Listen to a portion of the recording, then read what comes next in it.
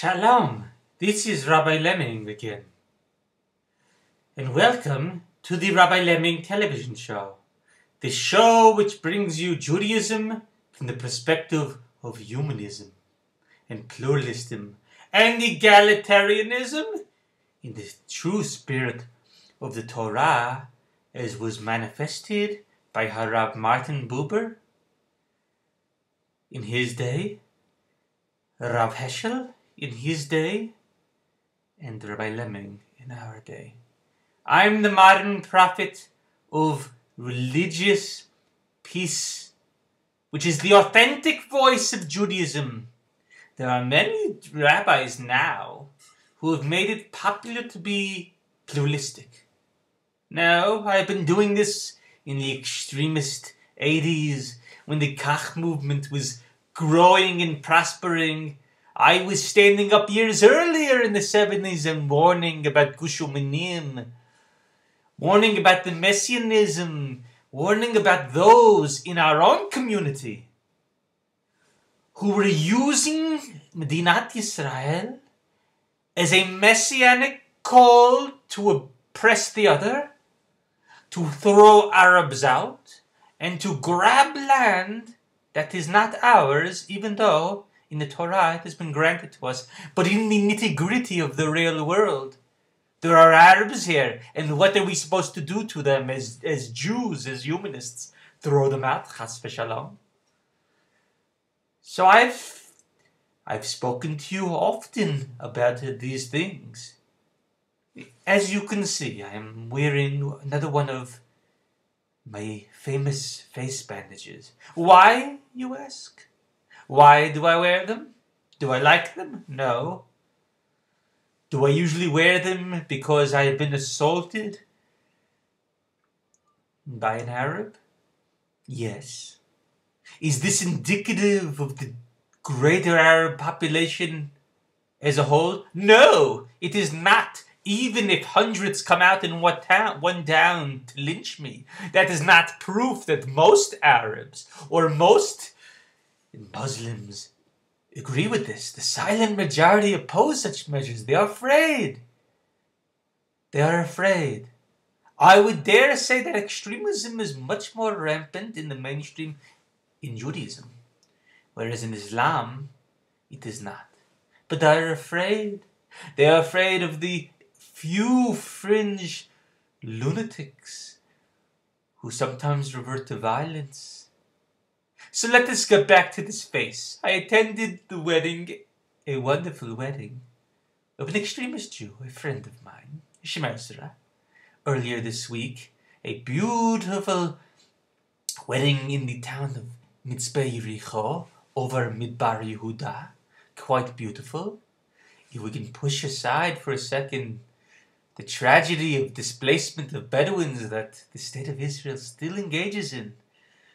It's quiet today, but they still engage. When Bedouins put up villages, sometimes they warn them and tell them, you can't keep doing this. It's not right. So that is something that stains the beauty of Midbar Yehuda.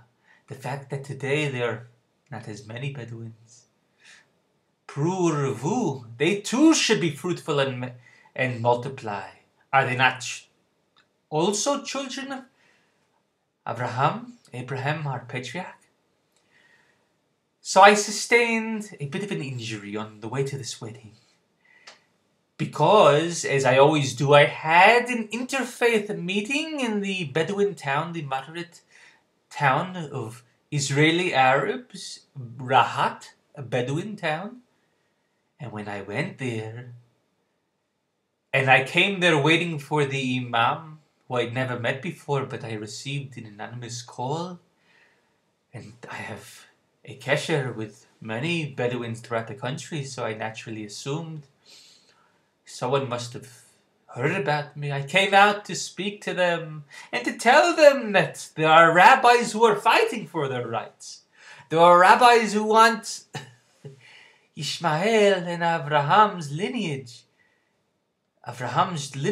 Isaac and Ishmael, to live together, to share the land. Two people to share a common heritage. One is not better than the other. Even though as an Orthodox Jew I have my beliefs, I cannot deny them theirs. So I went to a Rahat, and an Arab woman, she must have had a frustrating day. A Bedouin woman spilled some sort of acid on me. Baruch Hashem, it did not hit the facial region, but the ears were quite burnt. The chin, under the neck a little, and my forehead is quite messy. But Baruch Hashem, not the eyes, not the groin, not the nose, not the mouth. One ear, yes, it melted a bit. But I still came to Shmezra's wedding. Baruch Hashem, I had wraps. There was a kibbutz nearby. A peace kibbutz. I naturally have friends there. And so I came there and they put me back together and I flagged a ride with a lunatic from the south. And I came to the wedding. And I danced. And I'm not going to say I was happy with everything. There was extremism, yes, as I knew there would be. There were people from Tapuach there. I did not get to speak with them. They were too wired. Singing songs, Zachreini Na, singing songs that are taken out of context. Dov Shurin was there, extremist singer, singing about the glorification of violence, of nikama. Bilfol oivecha, al tismach. Don't rejoice when your enemy falls, and don't have an enemy. So they were singing of extremist songs, and I did not like it. I did not have the opportunity. There were some people who were reasonable there, but they were taken over by the crowd who got into Zachreini Na, to take the story of Shimshon, which is a parable for human frailty. Yes, we revere him we hold him in high regard, but he's a complicated character, Shimshon. Not that we would ever do such things. It was a different time. The lesson is tragic. It is one of failure. It is one which rejects that way, which rejects the way of the jawbone. I will go out. We are not guerrilla fighters. I will go out and kill Plishtim. And at the end, even in death, what was his one wish? What was his one wish? What was his one wish? Zachreini Na Nekama. Chaval. This, an act of vengeance, an act of violence, an act of Baruch Goldstein behavior. To kill Plishtim, all of them were guilty? No.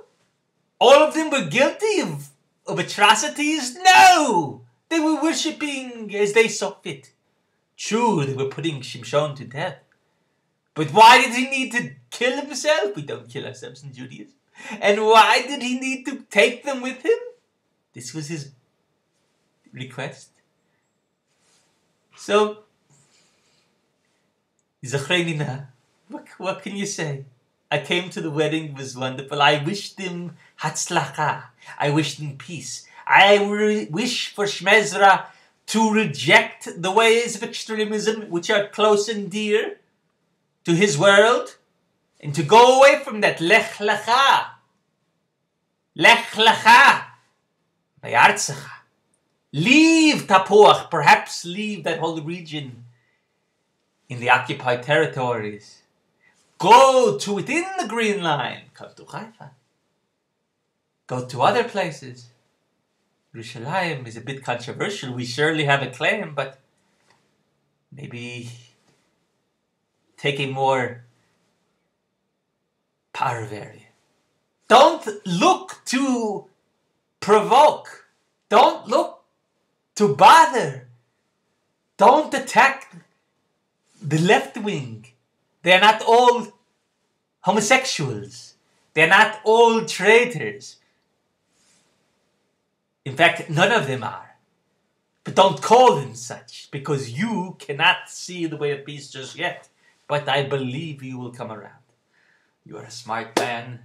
I wish you in Shmesti bracha of shalom and tikkun ha'olam. Take the energy that you have. Use it for love. And if that comes to fruition, it will be worth these third-degree burns that surround the periphery of my head. And if my ear remains melted, it will be worth it. This is Rabbi Lemming. I'm sorry if I raise my voice. I'm just very excited and wired. But not angry. Chas v'chalila. Only love. Only love. Shabbat shalom to all!